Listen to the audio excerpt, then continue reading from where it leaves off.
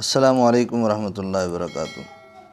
احباب سے گزارش ہے کہ محترم طیب شاہ صاحب کی یہ نئی بات سنیں ذرا، اور بعض لوگ ہمیں جو سننے والے ہیں دیکھنے والے ہیں وہ یہ کہتے ہیں کہ آپ نے ان کا کلپ کاٹا ہے۔ اب اس میں دیکھ لیجئے گا کہ جتنی وہ بات کر رہے ہیں نا، اس میں کوئی چیز نہ مکس کی گئی ہے نہ کاٹی گئی ہے۔ توجہ سے سنیے۔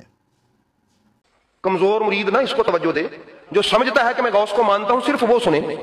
وہ فرماتے ہیں جناب یعقوب کی آنکھوں کی بینائی میرے لعاب دہن سے ٹھیک ہوئی۔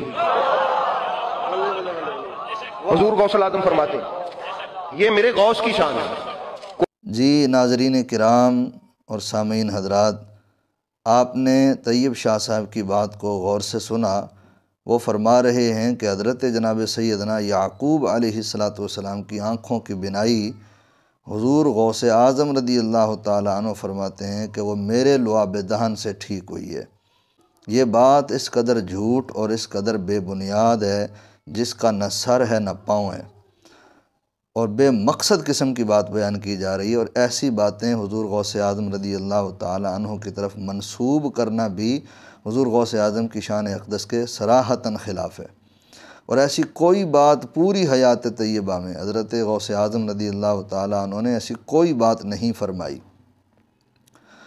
قرآن مجید میں یہ واقعہ بڑی صراحت کے ساتھ بیان ہوا ہے۔ سورہ یوسف کی آیت نمبر 93، 94، 95 اور 96 کو اگر آپ پڑھیں تو اس میں ارشاد باری تعالیٰ ہے اذهبوا بقمیصی ھذا فالقوہ علی وجہ ابی یأت بصیرا، کہ حضرت جناب سیدنا یوسف علیہ السلام نے اپنے بھائیوں سے فرمایا تھا کہ میری یہ قمیص لے جاؤ اور ہمارے بابا جان کے چہرے سے لگاؤ اور ان کی آنکھوں کی بینائی واپس آ جائے گی۔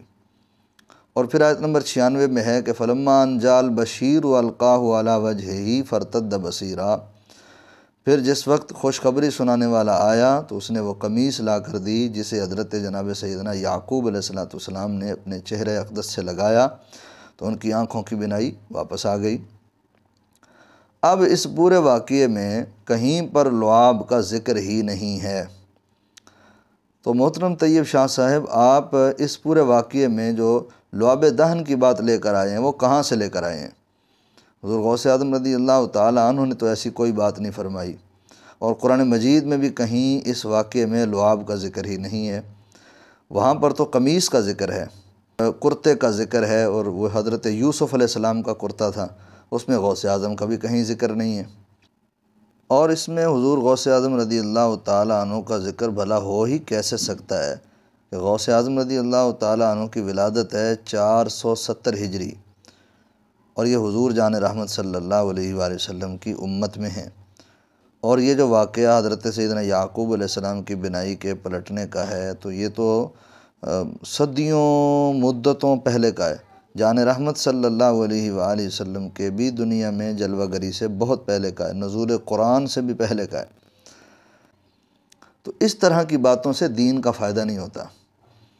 کوئی یہ سمجھے نا بھئی وہ دین کا کام کر رہے ہیں یا دین کو فائدہ پہنچا رہے ہیں یا غوث اعظم کی عظمت و شان لوگوں کے دلوں میں بٹھا رہے ہیں، نہیں جناب، اس سے غوث اعظم کی شان بڑھتی نہیں، اور نہ ہی غوث اعظم رضی اللہ تعالیٰ عنہ کی شان کو ایسے جھوٹے واقعات کی ضرورت ہے۔